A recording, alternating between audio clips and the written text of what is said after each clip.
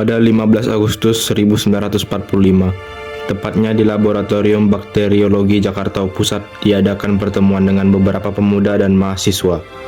Pimpinan pertemuan tersebut adalah Sukarni dan Khairul Saleh. Apakah kalian telah mendengar berita terbarunya? Belum. Apa itu, Bu? Barusan saya dan Sultan Syahrir mendengar kabar dari radio BBC London di Bandung bahwasannya Jepang telah menyerah kepada sekutu. Berarti, bukankah keadaan kita saat ini sedang bermuatan? Betul sekali. Demikian saya mengumpulkan kalian semua ini untuk memanfaatkan situasi ini untuk mempersiapkan kemerdekaan. Maka dari itu, mari kita menolak segala bentuk hadiah kemerdekaan dari Jepang karena kita akan menyusun kemerdekaan kita sendiri.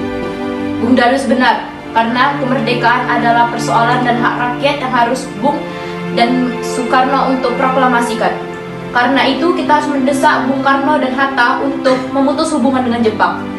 Baiklah, pertemuan kali ini bagaimana Bung Wikana dan Bung Darwis menemui Bung Karno dan Bung Hatta untuk membahas soal pertemuan hari ini. Baiklah Tuan. Baiklah, kalau begitu mari kita semua bung untuk balik ke kediaman masing-masing. Baiklah, terima kasih informasinya, kami pulang dahulu.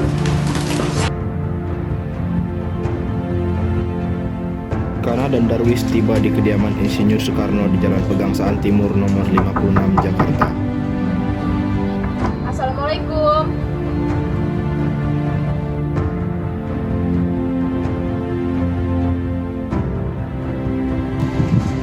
Salam, ada apa ya? Maaf mengganggu Bu, apakah Bapak Soekarno-nya ada? Ada hal yang ingin kami sampaikan. Iya, ada di dalam. Sebentar saya panggilkan. Silakan masuk.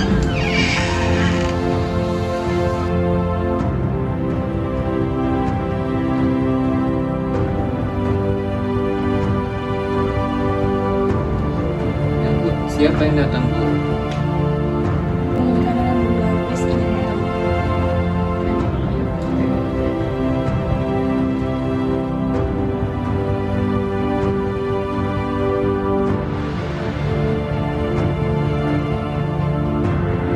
Keduanya menyampaikan hasil keputusan rapat. Pada pertemuan itu, datang beberapa tokoh nasionalis seperti Sultan Syahrir.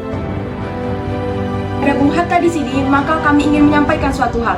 Tadi siang, Saudara Khairul Saleh dan Sukarni mendengar dari radio BBC London di Bandung bahwasannya Jepang telah menyerah kepada sekutu. Maka dari itu, tadi siang kami dari golongan para pemuda mengadakan rapat dan hasilnya adalah agar Bung Karno dan Bung Hatta segera menyusun kemerdekaan.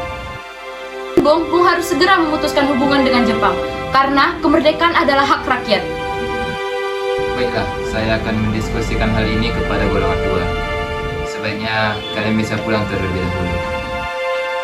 Baik Bung, kami akan menunggu. Terima kasih. Darwis dan Wikana pun pulang ke kediaman masing-masing. Sementara itu, para golongan tua berkumpul di kediaman Insinyur Soekarno untuk merundingkan hasil rapat para pemuda yang telah disampaikan oleh Wikana dan Darwis. Apa pendapat saudara sekalian terkait rapat pemuda yang disampaikan Darwis dan Wikana tadi? Kita tak dapat menerima saran dari para pemuda karena hal itu sangat mendadak dan terlalu tergesa-gesa. Sekali, sebaiknya kita tidak gegabah mengambil keputusan. Menurut saya, kita mempertahankan dulu PPKI. Baiklah, kalau begitu besok kita akan mengadakan sidang PPKI. Sidang kali ini akan membahas tentang proklamasi kemerdekaan Indonesia sampai selesai. Sementara itu, menjelang 16 Agustus 1945, tepatnya pada pukul 12 waktu Indonesia Barat, di asrama Baper PL Cikini nomor 71 Jakarta, para pemuda mengadakan pertemuan lagi yang dihadiri oleh Sukarni, Yusuf Kunto, Chudan Chosigi, dan Khairul Saleh. Begini, menurut Bung Wikana dan Bung Darwis, setelah menemui Bung Karno dan Bung Hatta, nampaknya golongan tua tak akan bergerak walaupun sudah kita desak. Kita harus bergerak cepat dan mencari solusi untuk ini. Benar sekali. Apakah ada saran? Bagaimana jika kita membersihkan Bung Karno dan Bung Hatta keluar dari Jakarta untuk menjauhkan mereka dari pengaruh Jepang? Saran yang bagus, Bu. Mana kita menyembunyikan mereka? Bagaimana jika di Rengas Depok? Sebuah kota di Karawang, di mana letak tempat ini di bawah komando langsung peta Purwakarta yang mempunyai hubungan baik dengan peta Dedan di Jakarta sehingga tidak memungkinkan Jepang untuk mengusir mereka. Gimana?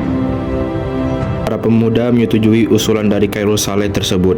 Tepat pukul 16 waktu Indonesia Barat, Insinyur Soekarno dan Muhammad Hatta dibawa oleh sekelompok pemuda menuju Rengas Dengklok.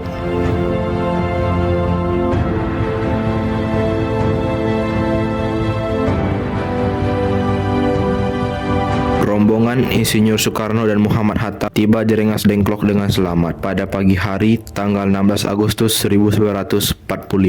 Upaya pemuda untuk menekan Soekarno dan Muhammad Hatta ternyata tidak membuahkan hasil karena wibawa dan karismatik keduanya. Para pemuda merasa segan untuk melakukan penekanan lebih. Insinyur Soekarno pun memanggil Cudan Cosigi untuk membahas mengenai segeranya proklamasi dilaksanakan. Jadi begini, saya akan secepatnya melakukan proklamasi kemerdekaan Indonesia dengan segera setelah saya kembali ke Jakarta. Saya berjanji. Jadi sekarang tolong beritahukan kepada golongan para pemuda agar mereka tidak cemas. Baiklah, saya akan memberitahu kepada mereka yang secepatnya kembali ke Jakarta untuk memberitahu hal ini pada rekan-rekan dan pemimpin yang ada. Sebelumnya terima kasih, Bu.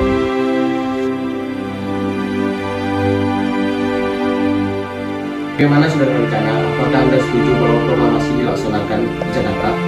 Setuju. Setelah ini, Jesu Kunto akan mengantarkan Anda dan Sultan Syahrir untuk menjemput Bung Karno dan Bung Hatta di Rengas Dengklok. Baiklah.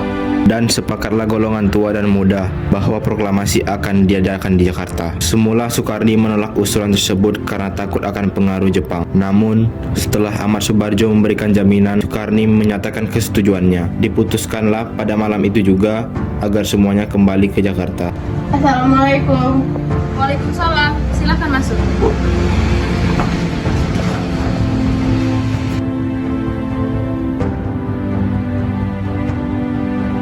Ada apa kalian semua kemari? Datang kemari ingin mengundang saudara sekalian ke rumah Laksamana Maeda. Di sana sudah terdapat Bung Hatta dan Bung Karno dan anggota PPKI lainnya untuk merumuskan proklamasi kemerdekaan Indonesia. Mohon kehadirannya. Tidak, kami tidak akan datang ke sana. Bukankah tidak ada kesepakatan untuk hal ini? Kami tidak ada perjanjian terlebih dahulu untuk menggunakan rumah Laksamana Maeda. Bukan begitu saudara, karena hal ini untuk mencegah pengaruh dan gangguan Jepang. Kami harap kalian datang walaupun hanya perwakilan saja. Kemudian mereka sepakat bahwa yang datang hanya Cudan Cosigi dan Darwis sebagai wakil para pemuda. Sedangkan anggota PPKI hanya hadir dalam perumusan teks proklamasi saja. Apa semuanya mendatangi kediaman saya?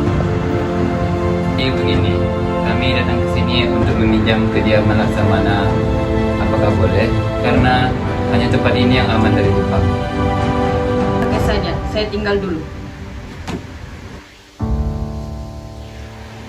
17 Agustus 1945, dini hari, di ruang makan dalam rumah Laksamana Maeda, berkumpullah Insinyur Soekarno, DRS Muhammad Hatta, Ahmad Subarjo, Soekarni, Sayuti Melik, dan BM Dia untuk merumuskan naskah proklamasi. Saudara-saudara sekalian, bagaimana bunyi naskah proklamasi kemerdekaan kita?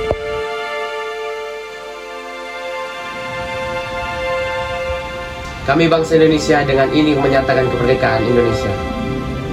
Baik, sudah saya tulis. Dan lanjutannya, Bung, hal-hal yang mengenai pemindahan kekuasaan dan lain-lain dilaksanakan dengan secara seksama dan dalam tempo yang sesingkat-singkatnya.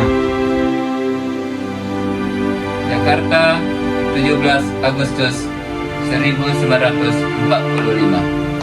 Wakil Bangsa Indonesia. Ya, sudah selesai. Apakah Anda semua setuju? Setuju. Lalu siapa yang menandatangani naskah ini? Bagaimana kalau naskah ini ditandatangani oleh semua yang hadir? Saya rasa jangan terlalu banyak. Menurut saya lebih baik Bung Karno dan Bung Hatta saja yang menandatanganinya atas nama bangsa Indonesia. Setuju? Setuju. Baiklah, Sayuti. Tolong kau ketikkan naskah ini. Siap.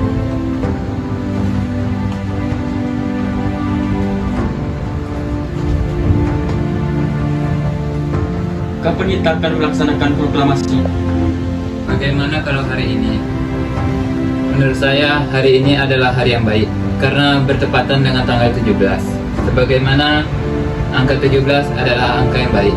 Al-Quran diturunkan pada tanggal 17 dan orang Islam sholat sehari semalam 17 rakaat. Jadi bagaimana pendapat saudara-saudara jika dilaksanakan pada hari ini? Setuju, Bung. Lebih cepat lebih baik. Pukul berapa kita akan melaksanakannya? Pukul 10 tepat, bagaimana? Setuju. Baiklah, kalau begitu saya akan menyuruh Fatmawati untuk menjahit bendera merah putih. Kalian tolong siapkan tiangnya. Bung, tapi di mana kita akan melaksanakannya? Di rumah Bung Karno. Apakah setuju? Setuju.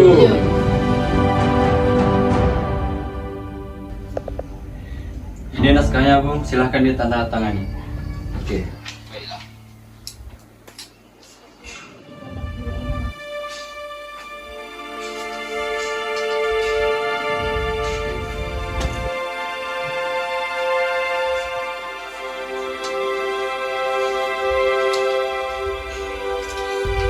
Dia, tolong perbanyak naskah ini dan sebar ke seluruh Indonesia. Siap, Bung.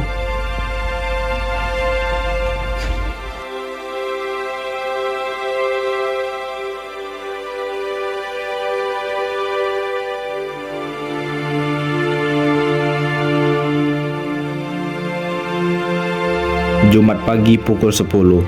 Semua orang telah berkumpul di halaman depan rumah Insinyur Soekarno di Jalan Pegangsaan Timur nomor 56 Jakarta untuk mendengarkan pelaksanaan proklamasi. Bung Karno, Bung Hatta keluar ke serambi depan rumah diikuti Ibu Fatmawati. Bung Karno mendekati mikrofon sebelum membacakan proklamasi dan mengucapkan pidato pendahuluan. Saudara-saudara sekalian, pada pagi ini kita berkumpul menjadi saksi dari peristiwa penting yang selama ini kita tunggu, yaitu peristiwa yang selalu jadi impian dan harapan sebagai bangsa yang selalu terjajah dari bertahun-tahun yang lalu sampai 100 tahun yang lalu. Kita memperjuangkan kemerdekaan kita agar bebas dari penjajah. Hari ini kita mengibarkan kemerdekaan kita dengan harapan menanamkan tombak agar kehidupan kita bisa berubah menjadi lebih baik, agar kehidupan kita bisa berubah.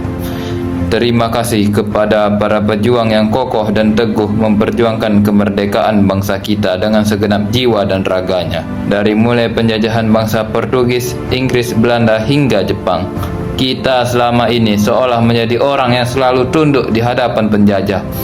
Kita seolah mengabdi kepada mereka, namun di dalam hati kita tetap menjunjung tinggi keinginan dan impian kita untuk merdeka. Ini semua harapan kita. Itu bukan hanya angan-angan belaka, melainkan sebuah perjuangan yang sudah kita saksikan saat ini. Proklamasi kemerdekaan bangsa Indonesia yang ditandai dengan pembacaan naskah Proklamasi Kemerdekaan Indonesia. Proklamasi. Kami, bangsa Indonesia, dengan ini menyatakan kemerdekaan Indonesia. Hal-hal yang mengenai pemindahan kekuasaan dan lain-lain diselenggarakan dengan cara saksama dan dalam tempo yang sesingkat-singkatnya. Jakarta, 17 Agustus 1945, atas nama bangsa Indonesia, Soekarno, Hatta. Berkibarlah bendera negeriku, berkibar